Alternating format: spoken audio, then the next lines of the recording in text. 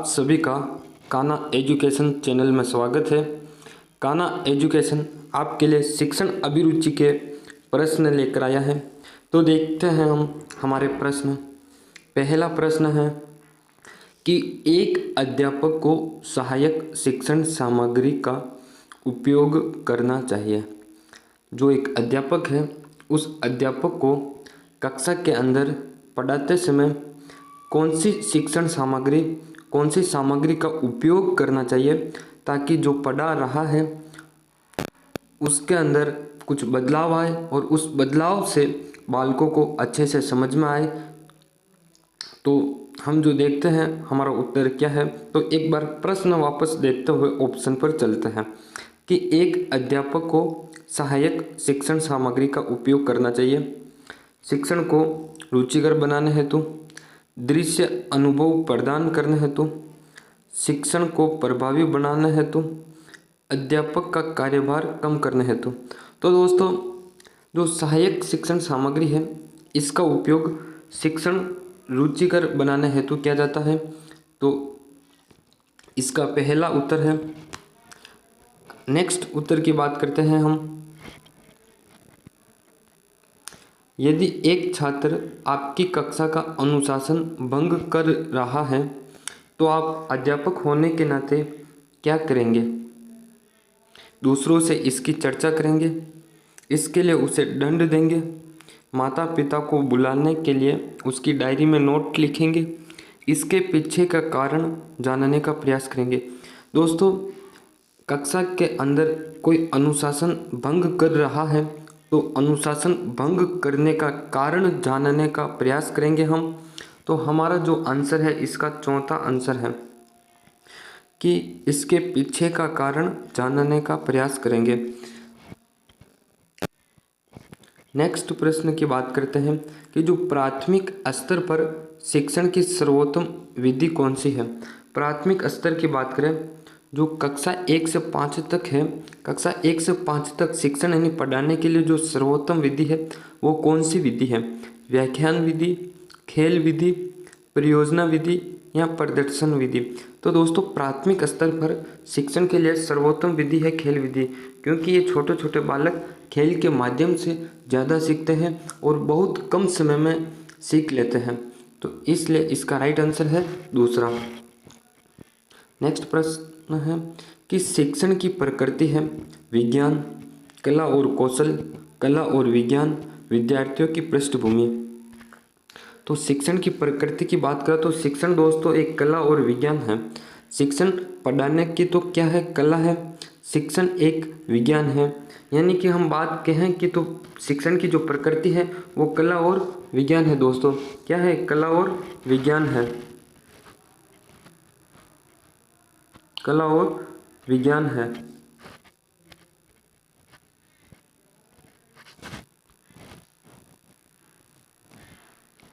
कला और विज्ञान है। नेक्स्ट प्रश्न की बात करते हैं हम। तो बालक के अधिगम के लिए निम्नलिखित में से कौन सी क्रिया सर्वाधिक योगदान देती है?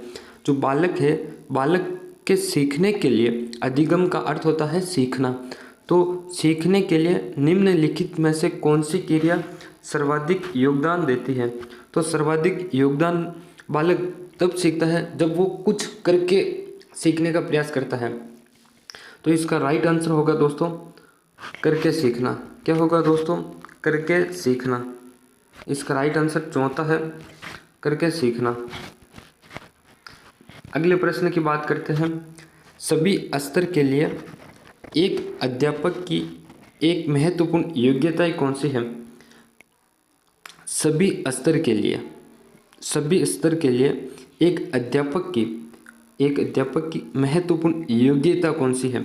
सामाजिक संवेदनशीलता, विषय विज्ञान, प्रभावी नेतृत्व, विधियों का ज्ञान। तो दोस्तों, इसके अंदर होगा, यहाँ थोड़ी सी मिस्टेक हो गई है, विषय विज्ञान नहीं है, यह विषय ज्ञान है। दोस्तों, क्या है? विषय ज्ञान है। हाँ, तो दोस्तों, जो एक अध्यापक है उसको सभी स्तर के लिए एक महत्वपूर्ण योग्यता होती है, वो महत्वपूर्ण योग्यता होती है विषय ज्ञान की। कौन सी दोस्तों? विषय ज्ञान। यदि अध्यापक को विषय ज्ञान है तो उसको सभी स्तर के बालक को पढ़ाने के लिए कोई दिक्कत नहीं होगी। अपना नेक्स्ट प्रश्न है अगला, एक प्रभावी अध्यापक बनने के लिए एक व्यक्ति में निम्नलिखित में से कौन सी विशेषता होनी चाहिए? एक प्रभावी अध्यापक, तो दोस्तों इसका उत्तर आप ज़रूर बतावें। आप खुद भी एक अध्यापक बनने के लिए प्रयास कर रहे हो और अध्यापक ही नहीं प्रभावी अध्यापक भी बनोगे। तो दोस्तों जो एक व्यक्ति है, व्यक्ति को प्रभावी अध्यापक बनने के लिए एक व्यक्ति के अंदर जो गुण है या वो विशेषता है वो क्या है? तो ऑप्शन के अंदर चारों ही विशेषता दे रखी है, लेकिन हमें जो श्रेष्ठ विशेषता है उसको चुनना है। शैक्षिक योग्यता और दृढ़ अनुशासन, शिक्षण अभिक्षमता और संप्रेषण कौशल, मानवीय मूल्य और संतुलित व्यक्तित्व, समर्पण और अच्छा व्यक्तित्व। यानी कि ये चारों विशेषताएं एक व्यक्ति के अंदर होनी चाहिए यदि वो अध्यापक बन रहा है। लेकिन इनके अंदर भी जो श्रेष्ठ विशेषता है वो श्रेष्ठ विशेषता है शिक्षण अभिक्षमता। शिक्षण अभिक्षमता यानी कि पढ़ाने की उसमें क्षमता है, और संप्रेषण कौशल यानी कि उसमें बातचीत करने की तरीका है, उसमें वह तरीका है जो अपनी बात से दूसरों को अपनी ओर आकर्षित कर लेता है, और जो वो पढ़ाता है उस पढ़ाने के ढंग से बालकों को समझ में आ जाता है। संप्रेषण कौशल अपने द्वारा बोला गया ज्ञान, अपने द्वारा बोलने का जो तरीका, उस तरीके से ज्ञान देना बालकों को, वही संप्रेषण कौशल है। नेक्स्ट प्रश्न दोस्तों, हमारी प्रजातांत्रिक संवैधानिक संरचना के अनुरूप कौन सा शिक्षण उपागम सर्वोत्तम है?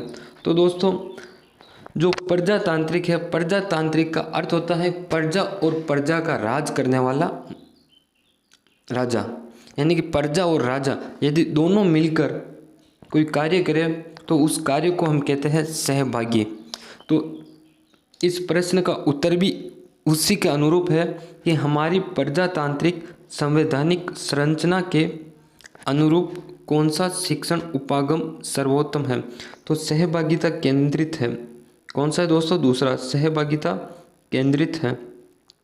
नेक्स्ट प्रश्न देखते हैं, शिक्षण अधिगम प्रक्रिया में पृष्ठपोषक आवश्यक है। जो शिक्षण अधिगम प्रक्रिया है उस प्रक्रिया में जो पृष्ठपोषक आवश्यक है, पृष्ठपोषक यानी जो बाहरी पोषक है, बाहरी चीज़ है, वो बाहरी चीज़ क्या आवश्यक है? तो वो देखते हैं अध्यापक के लिए, विद्यार्थियों के लिए, अध्यापक और विद्यार्थियों के लिए, कक्षा में क्रमोन्नति के लिए। शिक्षण अधिगम प्रक्रिया में जो पृष्ठपोषक, वो पोषक किसके लिए आवश्यक है वो देखना है हमें। तो ये पृष्ठपोषक जो है वो अध्यापक के लिए आवश्यक है दोस्तों। किसके लिए आवश्यक है? अध्यापक के लिए आवश्यक है। नेक्स्ट प्रश्न, एक अध्यापक में नेतृत्व क्षमता होनी चाहिए कक्षा की समस्या के समाधान के लिए, विद्यार्थियों को नियंत्रण करने हेतु, योजना क्रियान्वयन हेतु, शिक्षण को गति देने हेतु। दोस्तों जो अध्यापक है उस अध्यापक के अंदर नेतृत्व क्षमता की हम बात कर रहे थे। तो नेतृत्व क्षमता चारों की चारों होनी चाहिए, लेकिन इनमें भी जो श्रेष्ठ है वो श्रेष्ठ नेतृत्व क्षमता शिक्षण को गति देने वाली होनी चाहिए। कौन सी होनी चाहिए दोस्तों? शिक्षण को गति देने वाली होनी चाहिए। शिक्षण को गति देने हेतु होनी चाहिए। अपना अगला प्रश्न है, एक नेता का महत्वपूर्ण कार्य है कार्य की पहल करना, व्यक्ति के कार्य का मूल्यांकन करना, निर्देशन देना, संगठन को एक करना और निर्णय लेना। तो इसका सही आंसर है दोस्तों चौथा। जो नेता है उस नेता का महत्वपूर्ण कार्य यही है कि संगठन को एक करना, संगठन को बनाए रखना, तथा जो अपने संगठन के अंदर बातचीत की गई है उस बातचीत के अंदर निर्णय लेना। नेक्स्ट प्रश्न अपना, संप्रेषण का अर्थ है। दोस्तों, संप्रेषण का अर्थ हमने देखा था कि संप्रेषण उससे कहते हैं जो हमारे विचारों को, हमारी भावनाओं को क्या करता है, साझेदारी करता है या प्रदान करता है। संप्रेषण यानी अपनी बात को बोलना। जो भी व्यक्ति बोलता है वो संप्रेषण करता है, यानी कि आपस में एक दूसरे से बातचीत करना ही संप्रेषण कहलाता है। तो इसका राइट आंसर है परंपरा, विचारों और भावनाओं की साझेदारी करना। क्या है दोस्तों? परंपरा, विचारों और भावनाओं की साझेदारी करना। संप्रेषण होना चाहिए, संप्रेषण होना चाहिए। शिक्षण, अधिगम, हाव भाव सहित, बिल्कुल होना चाहिए ये भी। शिक्षण, अधिगम, स्पष्टता सहित, यस। शिक्षण अधिगम द्विमार्गी होना चाहिए, जी। शिक्षण अधिगम एक मार्गी नहीं होना चाहिए। संप्रेषण अधिगम हाव भाव सहित होना चाहिए। शिक्षण अधिगम स्पष्टता सहित होना चाहिए। शिक्षण अधिगम द्विमार्गी होना चाहिए। संप्रेषण हमेशा द्विमार्गी ही होना चाहिए यदि आप शिक्षण अधिगम कर रहे हो तो। अपना नेक्स्ट प्रश्न है दोस्तों कि प्रभावी संप्रेषण की मुख्य विशेषता है।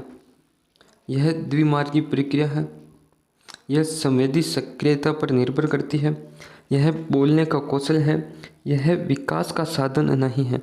नहीं दोस्तों, चौथा गलत है, विकास का साधन है। प्रभावी संप्रेषण की जो मुख्य विशेषता है वो मुख्य विशेषता है कि यह द्विमार्गी क्या है, प्रक्रिया है, द्विमार्गी प्रक्रिया है।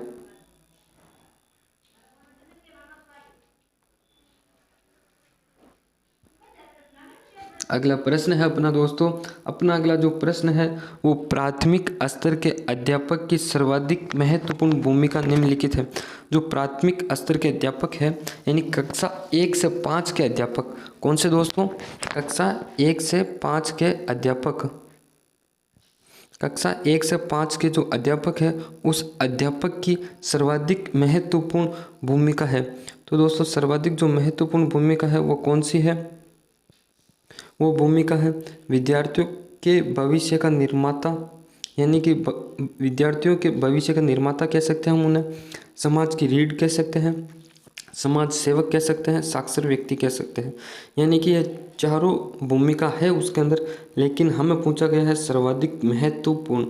तो जो सर्वाधिक महत्वपूर्ण है वो है विद्यार्थियों के भविष्य का निर्माता। पहली है, कौन सी है दोस्तों? इसके अंदर पहली है विद्यार्थियों के भविष्य का निर्माता। अगला प्रश्न है, एक अध्यापक का मुख्य कार्य कौन सा है? एक अध्यापक का मुख्य कार्य कौन सा है? तो दोस्तों, जो अध्यापक है उसका मुख्य कार्य कौन सा है? कार्य की बात करें तो विद्यालय का बजट बनाना है, शिक्षण अधिगम करवाना है, विद्यार्थियों का मार्गदर्शन करवाना, संस्थागत कार्य करना। चारों के चारों कार्य अध्यापक के हैं, लेकिन हमें पूछा गया है कि मुख्य कार्य। तो मुख्य कार्य यह है दोस्तों, विद्यार्थियों का मार्गदर्शन करना। क्या है दोस्तों? विद्यार्थियों का मार्गदर्शन करना, तीसरा उत्तर है। ठीक है दोस्तों, अगला अपना जो प्रश्न वो प्रश्न है, सतत और व्यापक मूल्यांकन अधिगमकर्ता में निम्नलिखित में से कौन सी आदत का विकास करता है? जो सतत और व्यापक मूल्यांकन है, कौन सा दोस्तों? जो सतत और व्यापक मूल्यांकन है वो सतत और व्यापक मूल्यांकन अधिगमकर्ता में कौन सी आदत विकसित करता है? यह हमें देखना है, कौन सी आदत विकसित करता है। आदत विकसित करता है, तो यह आदत जो विकसित करता है वो है निरंतर और स्वयं अध्ययन की। अगला प्रश्न है, बालक में सामाजिक संवेदनशीलता के विकास का आधारभूत अभिकरण है। बालक में सामाजिक संवेदनशीलता के विकास का आधारभूत अभिकरण है। तो दोस्तों, इसका सही आंसर है परिवार। जो बालक है छोटा सा होता है, उस बालक के अंदर जो सामाजिक संवेदनशीलता है, उस सामाजिक संवेदनशीलता का विकास सर्वप्रथम परिवार में होता है, क्योंकि बालक 0 से 5 वर्ष तक परिवार में रहता है, परिवार में उसका विकास होता है। तो परिवार एक समाज का क्या है? छोटा सा अंग है। परिवार है जो समाज का छोटा सा अंग है। तो समाज के विकास है, सामाजिक विकास है, वो सर्वप्रथम परिवार में विकसित होते हैं। नेक्स्ट प्रश्न दोस्तों अपना, एक जो सृजनशील व्यक्ति है, सृजनशील व्यक्ति के अंदर कौन से गुण पाए जाते हैं? सृजनशील व्यक्ति निम्नलिखित में से कौन सा गुण रखते हैं? तो दोस्तों सृजनशील व्यक्ति हमेशा जिज्ञासु होते हैं। क्या होते हैं दोस्तों? हमेशा जिज्ञासु होते हैं। हमेशा दोस्तों क्या होते हैं? जिज्ञासु होते हैं। बालकों में सामाजिक संवेदनशीलता को पैदा करने की निम्नलिखित में से कौन सी विधि सर्वोत्तम है? बालक में सामाजिक संवेदनशीलता को पैदा करने की कौन सी विधि सर्वोत्तम है? सामाजिक संवेदनशीलता यदि आप बालक में पैदा करना चाहते हो तो वो विधि है घर और समाज में वास्तविक जीवन के उदाहरण देना। क्या देना दोस्तों? घर और समाज में वास्तविक जीवन के उदाहरण देना। इसका राइट आंसर है दोस्तों चौथा। कौन सा है? चौथा। दोस्तों यदि आपने चैनल को सब्सक्राइब नहीं किया है तो चैनल को सब्सक्राइब जरूर करें। आने वाले वीडियो में भी ऐसे ही प्रश्न लेके आएंगे ताकि आपका रिवीजन होता रहे और आपको नई नई प्रश्न पढ़ने को मिले, ताकि आप शिक्षण अभिरुचि के अंदर 150 में से 150 प्रश्न लाने 150 में से 150 नंबर लाने की पूरी कोशिश रहे आपकी, यानी कि 50 में से 50 प्रश्न आप सही कर सको, 50 में से 50। तो धन्यवाद दोस्तों बहुत बहुत आपका।